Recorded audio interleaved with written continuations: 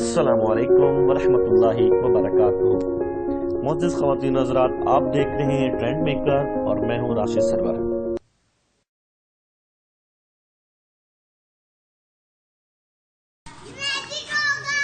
अस्सलामुअलैकुम। वालेकुम अस्सलाम जी अब्दुल रहमान साहब, सुनाओ की हाल चाल है? ठीक ठाक हो? शुक्र अल्लाह पाक दा। रिक्शा चला रहे हो आजकल? जी रिक्शा चला रहे हैं, अल्लाह पाक दा करम है। और सर किस्तां तो लिया ही अपना है? जी किस्तां ते लिया है। किन्नी किस्त देंदे हो? 5000 सिर्फ 5000? 5000 रुपये।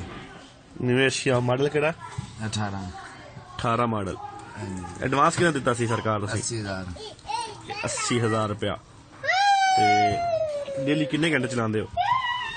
असि 12 घंटे चलाए। ते सही हो गया जनाब। 12 घंटे ते सरकार तुसी जरा अपने खर्चे गिनाओगे किन्ने? तुहाडे खर्चे केड़े-केड़े? खर्चे माशाल्लाह सही हैं जी, बच्चे दी फीसां ने, घर दे खर्चे ने जी। ओके जी। बिजली दे बिल? बिजली दा बिल भी 4-5 हज़ार आ जांदा। सही हो गया। किन्ने बच्चे तुहाडे? माशाल्लाह 4 बच्चे ते हैं। बेगमा किन्नियां? एक है जी। एक ही है जी। ठीक हो गया। ते सर किन्ना अर्न कमा लेंदे महीने दा? शुक्र अल्लाह पाक दा जी, 60-65 हज़ार रुपया कमा लेगा। 60-65 हज़ार रुपया रक्षे तो? रक्षे तो जी। ते अगर ओवर टाइम लाओ या छुट्टियां ना करो? ओवर टाइम लाए कदे नहीं, अगर छुट्टियां ना कदे कीतियां ने ते मतलब 60 तो 70 हज़ार आराम नाल नसीब बना हाँ लेंदे? जी, 60-70 हज़ार आराम ना करे। कराची नसीब बिरयानी ने रक्षा लाया है जी। गुड जॉब जी। नांदे जी सब्जी दे दी है, नांदे चावल सप्लाई करी देने और नांदे आर्डर शार्डर आंदे ने जो छड्डी देने। अल्लाह पाक दा शुक्र है, 60-70 हज़ार रुपया महीना कमा लेदा है। सही हो गया जनाब। मतलब कि फिर सानू अपनी जो पढ़े लिखे बंदे नूं रक्षा लै लेना चाहिए। रक्षा लै लेना चाहिए जी। अगर नीयत ना चलान तो शुक्र अल्लाह पाक दा 1000-1500-2000 रुपया दिहाड़ी कमान। ते जो अगर रुकन किते खले रहन तो फिर तो शाम को घर वेले आना है। किन्ने किलोमीटर सा रक्षा चलाते तुसीं डेली? साडा चल जांदा डेली 120 किलोमीटर। ते पेट्रोल किन्ना लगदा? पेट्रोल लग जांदा साडा 2 टैंकी।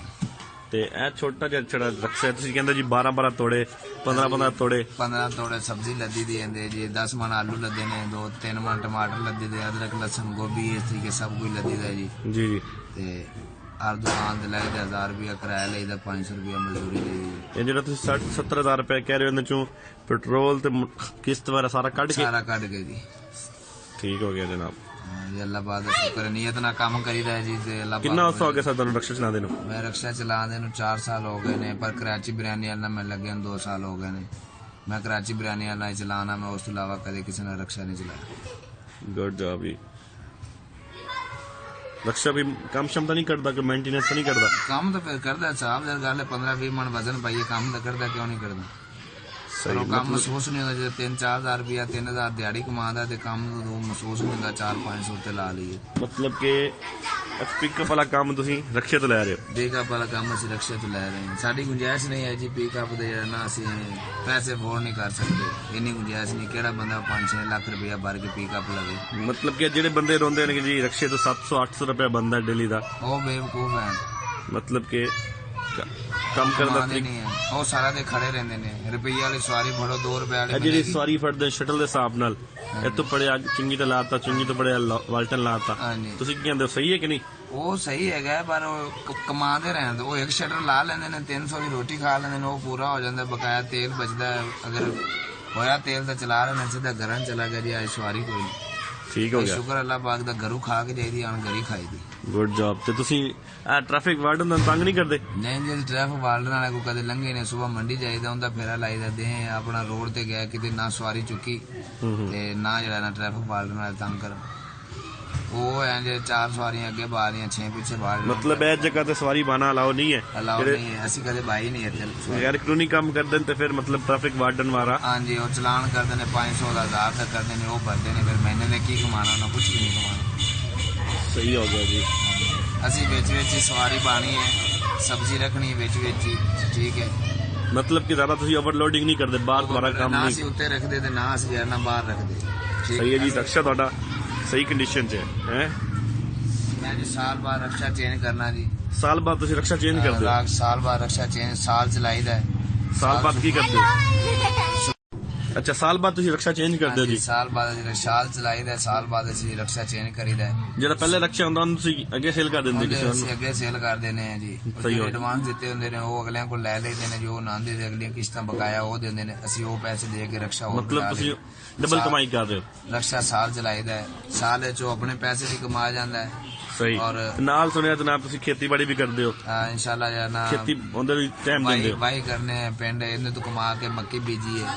ਠੀਕ ਹੋ ਗਿਆ ਜੀ। इंशाल्लाह शुक्र अल्लाह पाक ਦਾ। ਸੁਣਿਆ ਤੁਸੀਂ ਘਰ ਵੀ ਲਿਆ ਗਿਰਵੀ? ਕਿੰਨੇ ਦਾ ਲਿਆ? 4 ਲੱਖ ਰੁਪਏ ਦਾ। 4 ਲੱਖ ਰੁਪਏ ਤੁਸੀਂ ਰੱਖੇ ਤੁਸੀਂ ਕੱਢੇ? ਹਾਂਜੀ ਰੱਖੇ ਤੇ इंशाल्लाह। ਇੱਕ ਸਾਲ ਚ? ਇੱਕ ਸਾਲ ਵਿੱਚ ਬਗੈਰ ਕਮੇਟੀ ਵਗੈਰਾ ਕੋਈ ਚੀਜ਼ ਨਹੀਂ ਪਾਈ? ਕੋਈ ਚੀਜ਼ ਨਹੀਂ ਪਾਈ। ਮਾਸ਼ਾਅੱਲਾ ਜੀ। ਤੇ ਜ਼ਮੀਨ ਮਤਲਬ ਸਹੀ ਟਾਈਮ ਰਕਸ਼ਾ ਵੀ ਚਲਾਉਂਦੇ ਹੋ ਤਾਂ ਜ਼ਮੀਨ ਨੇ ਵੀ ਟਾਈਮ ਦੇਣੇ ਹੈਗੇ ਉਹਦੇ। ਕਿੰਨੇ ਜ਼ਮੀਨ ਤੁਹਾਡੀ? 2 ਕਿੱਲੇ। 2 ਕਿੱਲੇ ਜ਼ਮੀਨ ਹੈ। ਕੀ ਬੀਜਿਆ? ਮੱਕੀ ਬੀਜੀ। ਉਸ ਤੋਂ ਪਹਿਲੇ ਕੋਈ ਚੀਜ਼ ਨਹੀਂ ਬੀਜੀ, ਹੁਣ ਮੱਕੀ ਬੀਜੀ, ਹੁਣ ਮੱਕੀ ਚੁੱਕੀ, ਹੁਣ ਕਣਕ ਬੀਜੀ।